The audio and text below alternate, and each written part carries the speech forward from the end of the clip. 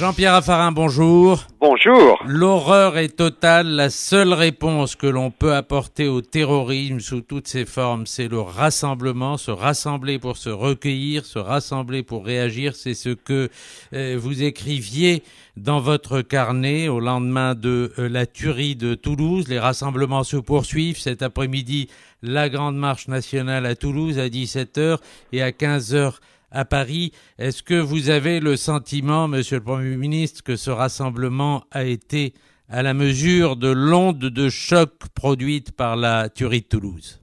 Je le pense vraiment. Je pense que naturellement, dans les premières heures, puis dans les premiers jours, on a vu vraiment une émotion populaire très largement partagée dans l'ensemble du pays. Et puis, la classe politique, je trouve, s'est globalement bien comportée, mettant la campagne en suspension et faisant en sorte que la gravité soit respectée dans le ton général des échanges. Alors bien sûr, il y a eu quelques débuts de polémique de ci, de là, mais globalement, je trouve que pendant ces événements et juste après, la politique française a plutôt été à la hauteur des circonstances. Et je souhaite vraiment qu'on garde cet esprit de gravité, cet esprit d'unité. Ça ne veut pas dire qu'il n'y ait pas débat, mais ça veut dire qu'il faut que les débats aient lieu à une certaine altitude, à un certain niveau. La France a été profondément émue. On a touché à deux forces extraordinaires, celle des enfants d'une part, qui sont dans nos sociétés modernes profondément sacrés, et puis l'ordre, le militaire. Cette attaque terroriste sur ces deux forces de notre société a naturellement ébranlé notre République, mais elle n'a pu réagir que par le rassemblement. Alors, on va parler de la réaction de la classe politique, mais le choc dans la communauté juive a été similaire, je crois qu'on peut le dire, à celui de Copernic. Et là s'y ajoute la cruauté. C'est le premier assassinat d'enfants de cette façon. Claude Guéant disait « J'ai vu des drames, mais c'est la première fois que je vois une vidéo qui montre une telle sauvagerie. » Qu'est-ce qu'il faut faire pour éviter, Monsieur Raffarin, que cette vidéo se retrouve sur Internet? Écoutez, je pense qu'il faut en effet maîtriser les images. J'avais, avec la communauté juive d'ailleurs, dans le passé, réussi sur des chaînes parasites à limiter des images qui étaient atroces quand j'étais Premier ministre et qui étaient des véritables violences par le net ou par la vidéo. Je pense qu'il faut en effet le mieux possible maîtriser ces images. Ce sont des horreurs absolues. Les enfants dans cette école juive et le père qui, j'imagine, a dû réagir. Tout ça est profondément horrible. Il faut essayer de protéger les enfants de ces images. Il est clair que ce vrai désastre horrible et cette atrocité a dû toucher profondément la communauté juive et je pense que pour nous, si on a pu noter qu'il n'y avait pas d'antisémitisme dans la société, ce qui est très important, c'est de toujours avoir un œil éveillé. J'ai vu dans le passé des résurgences de la bête. Il faut bien se dire que nos démocraties ne sont pas apaisées historiquement. Le mal peut toujours revenir et c'est pour ça qu'il ne faut jamais fermer l'œil de l'humanité de nos sociétés. Et je pense que le racisme, l'antisémitisme sont des fléaux qu'il faut combattre à chaque instant par l'éducation, par la pédagogie et naturellement par le devoir de mémoire. C'est très important. Ce crime n'a pas cessé d'exister par la mort de l'assassin. Nous devons faire vivre le message de ceux qui sont morts. Ce travail de mémoire, cette pédagogie, c'est la seule façon que nous avons de vraiment tuer le mal. Nadège Pujac. Monsieur Raffarin, il y a eu l'attentat de Copernic, après celui de la rue des Rosiers, et puis l'assassinat horrible d'Ilan Halimi. Alors maintenant, ce sont ceux d'enfants. Est-ce que vous comprenez que les Juifs puissent être angoissés? Mais bien sûr que je comprends que les Juifs soient angoissés. Leur histoire est une cicatrice ouverte permanente et je pense que non seulement il y a cette histoire qui est terrible et qui est à chaque instant présente, donc non seulement quand l'événement arrive, c'est toute l'histoire qui remonte à la surface. Et donc, il est clair que je comprends cette émotion profonde. Et puis, il y a non seulement l'histoire, mais il y a aussi les menaces de l'avenir. Et je pense notamment en Israël et cette menace permanente de l'Iran. Je pense que c'est profondément difficile à vivre d'avoir un voisin qui construit les armes pour vous détruire et qui l'annonce cyniquement. Tout ceci fait naturellement peser sur la conscience juive une permanence de la tragédie qui me touche personnellement beaucoup. Qu'est-ce que vous pensez, Monsieur Raffarin, de la déclaration de Madame Catherine Ashton faisant un rapprochement entre la tuerie de Toulouse et la bande de Gaza? Je pense que ce n'est pas digne de sa fonction. Ce type d'amalgame ne sont absolument pas pertinents pour qui connaît l'histoire et l'actualité. Et je pense que Mme Ashton a beaucoup de mal à assumer ses fonctions. Nous avions cette impression générale depuis déjà quelques mois, mais maintenant nous avons un sentiment plus particulier, plus précis d'incapacité à élever le regard au-dessus d'approches qui, au fond, sont assez primaires et sommaires. Mais alors, est-ce qu'à votre avis, il est toujours crédible pour diriger la diplomatie européenne ? Je ne sais pas si elle n'a jamais été vraiment. Vous savez, je trouve que les institutions européennes sont profondément décevantes et on a d'ailleurs vu dans les crises que nous avons affrontées que le leadership, il était souvent un peu extérieur aux institutions, si je puis dire. C'est Mme Merkel et M. Sarkozy qui ont assumé le leadership de l'Europe et je ne suis pas sûr que quand M. Kissinger disait il faut donner un numéro de téléphone à l'Europe, que ce soit le numéro de téléphone de Mme Ashton qui soit aujourd'hui celui des dirigeants du monde. Je pense que notre diplomatie européenne est aujourd'hui non seulement faible, mais là, elle s'est montrée insuffisante.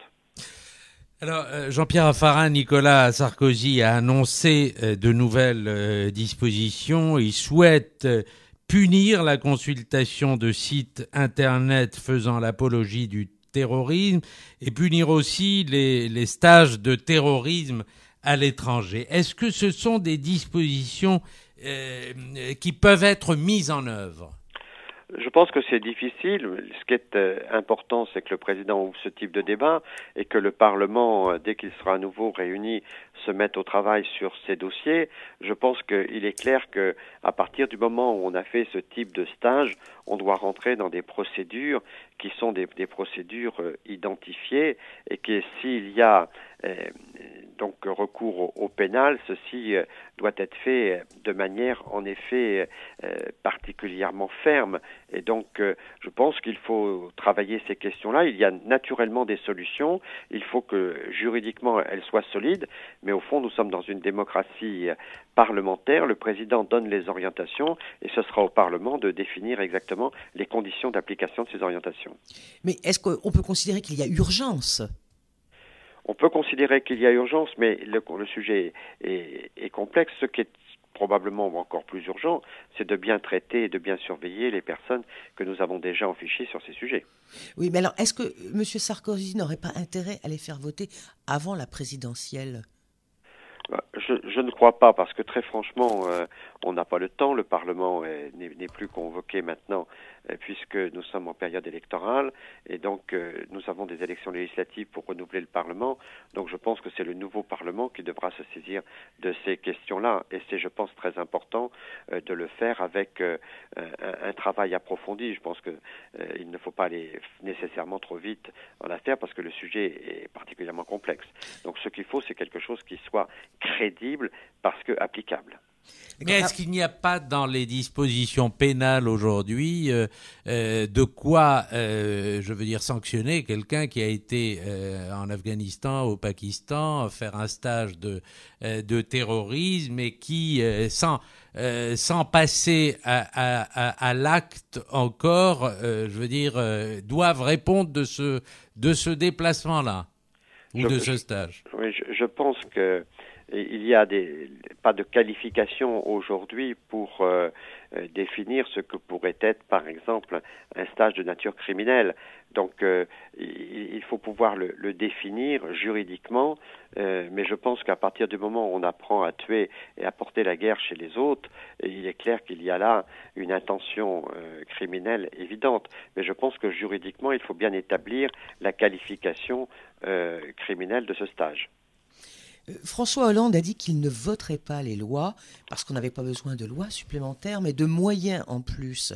Qu'est-ce que vous en pensez ? Je pense que François Hollande n'a jamais voté des textes qui étaient des textes de fermeté pour lutter contre l'insécurité, notamment le terrorisme. On sait que c'est pas un sujet sur lequel la gauche s'est mise dans le passé en pointe. Je pense que dans cette campagne, à plusieurs reprises, François Hollande essaie d'esquiver les débats et de se réfugier dans l'abstention ou dans la négation. On l'a vu notamment sur le nouveau traité européen. Je pense que François Hollande fait une grave erreur. Il a pensé que l'anti-sarkozysme suffisait pour gagner et donc il cherche à se prononcer le moins possible, à rester le plus possible sur la réserve et au fond essayer de profiter de l'opposition à Nicolas Sarkozy pour faire un projet. On voit bien que aujourd'hui c'est insuffisant. On voit bien que au-delà de la personne de Nicolas Sarkozy, sa politique est en grande partie soutenue dans le pays et au fond Nicolas Sarkozy montre que maintenant qu'il est un peu sorti du rôle présidentiel qui était un carcan très serré pour devenir un candidat d'une certaine manière plus libéré, qu'il rend les coups tels qu'il les reçoit. On voit que le débat a un peu changé parce que pendant 5 ans on a beaucoup attaqué le président sans qu'il se défende directement. Maintenant il se défend et on voit que la nature du débat évolue avec un président candidat qui à la fois fait des propositions et d'autre part rend tous les coups qu'il reçoit.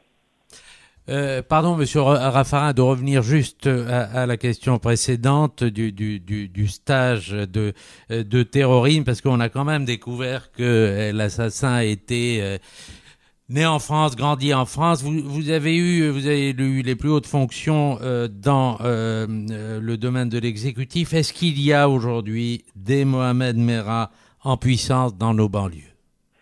Très franchement, je ne le pense pas. En tout cas, je crois que nous avons aujourd'hui, avec les renseignements, les moyens d'identifier, de surveiller un certain nombre de gens de cette nature. Cela dit, nous avons affaire là à une double pathologie personnelle et politique.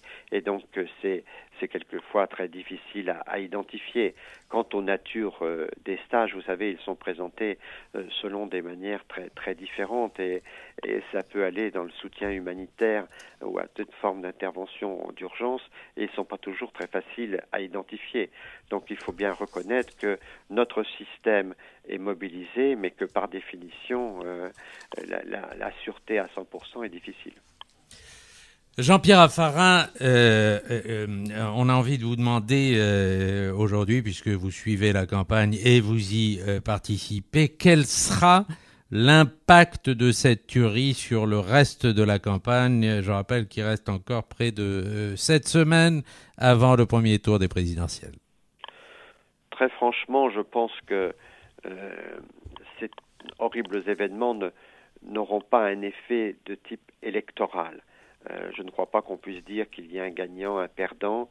Je pense que la gravité des événements font que les Français ont, je crois, séparé bien les niveaux du débat. Là, nous sommes sur les choses essentielles et je pense que l'impact, il va se faire sur la campagne elle-même, pour qu'elle s'oriente maintenant vers les choses essentielles.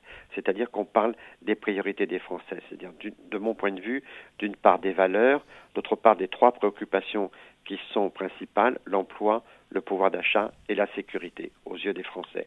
Donc je pense que ces événements vont mettre de la gravité dans la campagne et faire en sorte que les candidats soient incités à élever le débat et à faire des propositions sur les sujets essentiels.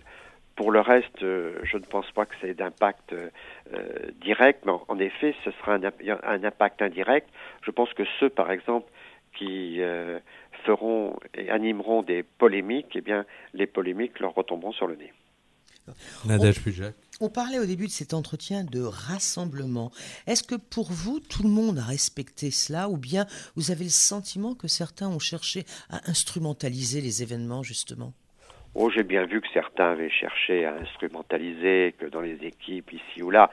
Mais très franchement, il ne faut pas entrer dans ces polémiques. Et si moi je vous désignais quelqu'un maintenant, je participerais à ces polémiques.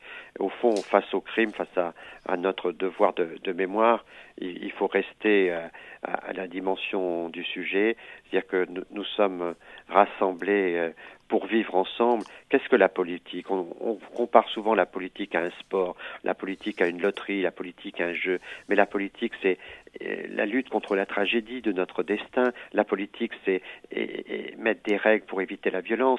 La politique, c'est vivre ensemble. La politique a été inventée pour éviter la jungle. Donc la politique, elle est essentielle dans tous ces événements-là. Et c'est cette réponse par l'unité sur laquelle il faut travailler. C'est au fond le respect de la personne, le respect des valeurs, le respect des droits de l'homme, la réciprocité du respect, et puis aussi des valeurs de dépassement. On voit bien qu'il y a des causes qui sont plus grandes que nous, qu'il y a au fond de nous-mêmes une conscience qui est plus grande que nous-mêmes, alors qu'elle soit religieuse pour les uns, qu'elle soit spirituelle pour les autres.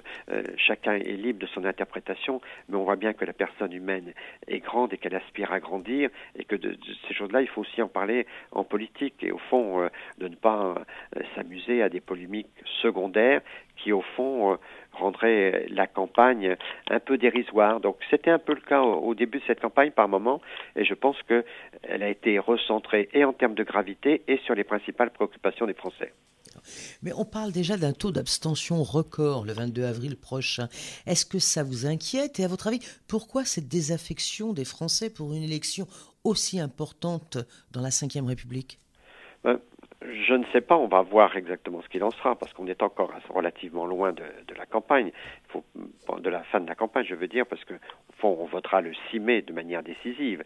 Donc tout ça est encore assez lointain, et que progressivement, on sait bien que c'est dans les 3 dernières semaines que l'opinion se mobilise. Donc nous verrons. Mais en tout cas, ce qui nous paraît étonnant d'une certaine manière, c'est que on croyait, on entendait, on lisait qu'il y avait une sorte d'appétence de la gauche. On voyait bien que Nicolas Sarkozy était critiqué, mais on ne pensait pas que la gauche en elle-même manquerait d'appétence. On pensait qu'elle aurait plutôt une forme d'envie de gagner, que dans le pays, il y avait quelque chose qui ressemblait à une aspiration à l'alternance. Et en fait, on voit que dans cette campagne, le total gauche est globalement assez faible, qu'il n'y a pas une demande de Hollande qui soit très très forte, et comme dit Madame Chirac, le problème du gabarit du candidat socialiste est aujourd'hui une question de ce débat. Donc je pense que au fond, d'un côté, on a critiqué beaucoup Nicolas Sarkozy, ce qui a dû provoquer de l'abstention. De l'autre côté, il y a un doute sur le gabarit de M. Hollande, ce qui doit provoquer également un doute. Je pense que c'est ce double doute qui peut peut-être générer un peu d'abstention. Monsieur Raffarin, votre successeur à Matignon, François Fillon, déclare ce matin au JDD: l'affaire de Toulouse renforce les points forts de Nicolas. Ça finira à 50,05% en sa faveur. C'est votre avis aussi ?